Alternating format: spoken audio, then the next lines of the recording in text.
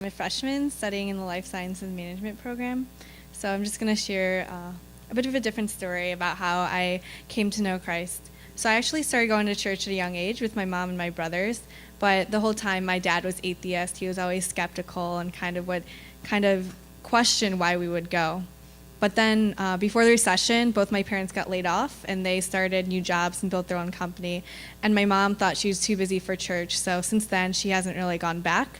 And so there was this void from since I was 7 years old to maybe high school when I just didn't get to go to church anymore. And I didn't think that it was something I needed, but there was this clear void in my life. And so in high school, my friends encouraged me to go back to church. And with a car and the ability to drive, I actually could. But I still faced lots of resistance from my dad. He was very skeptical of why I would go. He thought it was more of a social activity. He would mock the Bible, and he would just really make it hard for me because I was still trying to get to know Christ. But then gradually, he saw how important faith was for me. I joined my church's youth group, and during our banquet, he came and excitedly took pictures of all of us and my friends because he just knew how important it was for me. Before I knew Christ, I would get anxious easily over all the most small things. I'd worry about circumstances out of my control. I'd dwell on the past and just beat myself up for my mistakes. But through church and youth ministry in high school, Christ really saved me and spoke to my heart. The Lord gave me comfort and support during a challenging time in high school when I tended to define myself by the numbers, my grades, my test scores, my social circumstances, by how others thought of me. I valued my self-worth based on my academic and social performance. But during sermons, my pastor would constantly stress that God's love for us is not based on anything that has to do with grades or hard work. God spoke to me. He said that all we have to do is love him and worship him and be faithful, and he'll do the rest. And that was just such an amazing realization to come by in high school. God spoke to me through my U.S. history teacher, who would tell me to control what I could control and not worry about the rest. So as soon as I just let go and let God control my life, I felt a huge burden relieved from my life.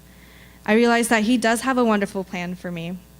And as soon as I realized this, I turned to prayer before I would seek out other friends or parents or try to figure it out on my own. And this made things a lot easier because when times got tough, I would just pray. I prayed for my dad's salvation. I prayed that I would worry less and seek out God more. And I prayed that I would give up more control to God. This past summer, I interned in Hong Kong, and I had to live alone for 5 weeks. And that first week was one of the scariest weeks of my life. I just felt so alone, like I had no friends, and I was in a completely foreign city.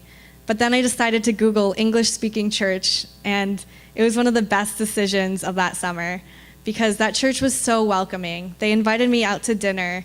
We would sing Hillsong in the park and do worship together as a group.